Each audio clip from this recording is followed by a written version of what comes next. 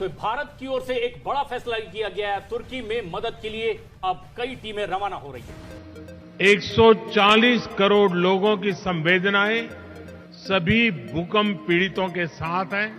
भारत भूकंप पीड़ितों की हर संभव मदद के लिए तत्पर है। मुझे समझ नहीं आती कि क्यों बचपन से हमें ये चीज़ बताई गई है कि वो आपको दुश्मन है। हालांकि हमारी लैंग्वेज सेम है, मोस्टली हमारा कल्चर सेम है, ठीक है। तो अगर हम उनसे जितना बेनिफिट हम उठाना चाहें तो उठा सकते हैं, लेकिन ये समझ नहीं आती कि क्या किया जा रहा है और क्या रीज़न है कि बस दुश्मन बताया गया है और बंद कर दें सब कुछ। बांग्लादेश ने अच्छा किया, हमसे अलग हो गए जल्दी। वो हम पाकिस्तान से जान छुड़ाने के बाद देखें उनकी इकोनॉमी कहाँ पहुंची।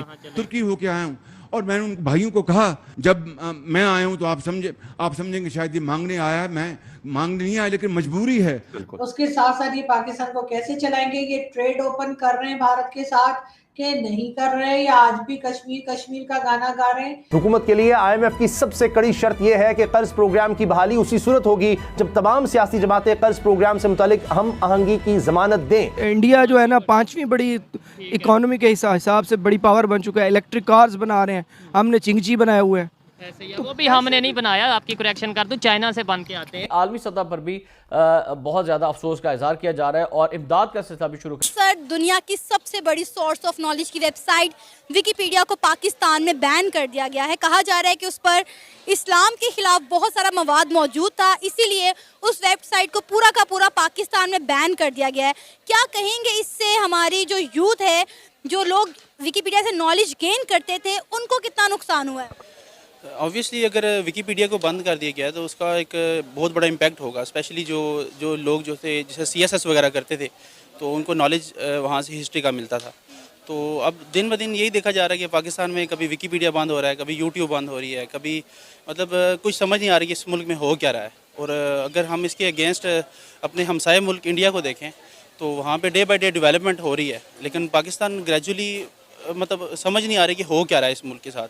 कभी कहते हैं कि मतलब इंडिया हमारा दुश्मन है, बॉर्डर बंद कर दें, कभी कहते हैं कि ये वेबसाइट इस काम के लिए बंद है, इसको बंद कर दें। तो मुझे समझ नहीं आती कि क्या इशू है, क्या मसला है। इंडिया में फर्स्ट एप्पल स्टोर खुलने जा रहा है और हम यहाँ पर चीज़ों पर बैन पे बैन लगा रहे हैं। एक वक्त था 2012 से 2016 तक पाकिस्तान में YouTube बैन कर दिया गया था और कहा जाता है कि जब इस तरह से कोई बड़ी वेबसाइट बैन की जाती है या बड़ी साइट वेब बैन की जाती है तो उसका मतलब है कि आहिस्ता आहिस्ता पूरा सोशल मीडिया बैन होने वाला है। जी ऐसे ही है। अब मैं वही आपको बता रहा हूँ कि ये समझ नहीं आती कि पाकिस्तान में कि क्या हो क्या रहा है। बेसिकली मेजर जो इशू ये है कि जो हमारे ऊपर सियासतदान या जिन लोगों ने पॉलिसी मेकर्स हैं उनका कंसर्न नहीं है कि अवाम के लिए उन्होंने क्या करना है। मतलब उनका बस मुझे तो यही लगता है कि बस यही एम है कि पाकिस्तान में आएँ, पैसा बनाएं और बाहर चले जाएं। मतलब जो सिचुएशन अभी नज़र आ रही है तो अब इस बात है, अब जिस तरीके से हमारे ऊपर पाबंदियाँ लगी हुई थी अब वो भी बेसिकली इन लोगों की वजह से ही था और हमें खुद सफ़र करना पड़ रहा है। बेसिकली अब खुद भी मैं एक CA प्रोफेशन से मैं बिलोंग करता हूँ, तो अब नज़र आ रहा होता है कि पाकिस्तान की जो इकोनॉमिस्ट हैं या इकोनॉमिकल जो सिचुएशन बनाई जा रही हैं तो उसमें समझ नहीं आ रही कि एक आम बंदा क्या करेगा। इंडिया के बारे में क्या कहेंगे? इंडिया में फर्स्ट एप्पल स्टोर खुलने जा रहा है, हम तो बैन लगाई जा रहे हैं और लगाते रहेंगे। इंडिया की कामयाबी पर, इंडिया की तरक्की पर क्या कहेंगे?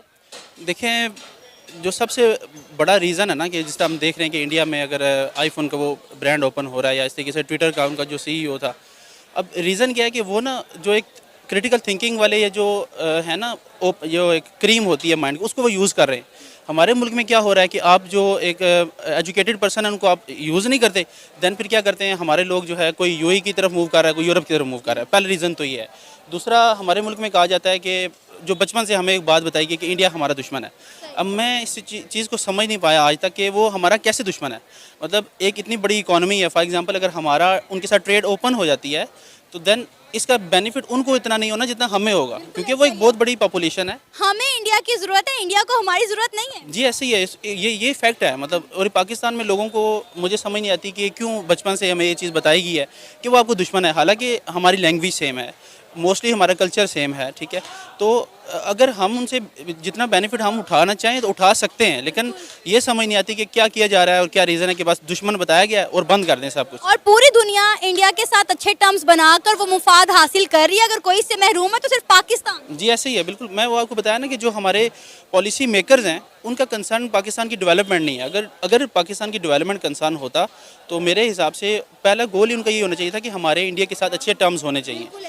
तो और जब कभी इंडिया के साथ ताल्लुकात अच्छे करने की कोशिश की गई, मसला कश्मीर पर लाकर तमाम मसला वहीं पर दबा दिया गया। जी ऐसे ही है, और ये ऐसा मसला है कि कभी हल भी नहीं होना। पाकिस्तान को जब सऊदीया से एड मिलती है तो हम काला बुर्का पहन लेते हैं, जब यूएस से एड मिलती है तो हम मॉडर्न हो जाते हैं। कभी हमारा दिल करता है कि हम तुर्की को फॉलो करें। आखिर हमारी अपनी आइडेंटिटी है या नहीं है, और कैसे हम अपनी आइडेंटिटी को फॉलो कर सकते हैं, इस हवाले से पाकिस्तान की पब्लिक से बात करेंगे। और जो मेरी पर्सनल ओपिनियन है वो मैं आपको बताऊंगा वीडियो के लास्ट में। चलते हैं वीडियो की तरफ और मिलते हैं वीडियो के बाद। अस्सलाम वालेकुम। जी वालेकुम सलाम। आपका नाम?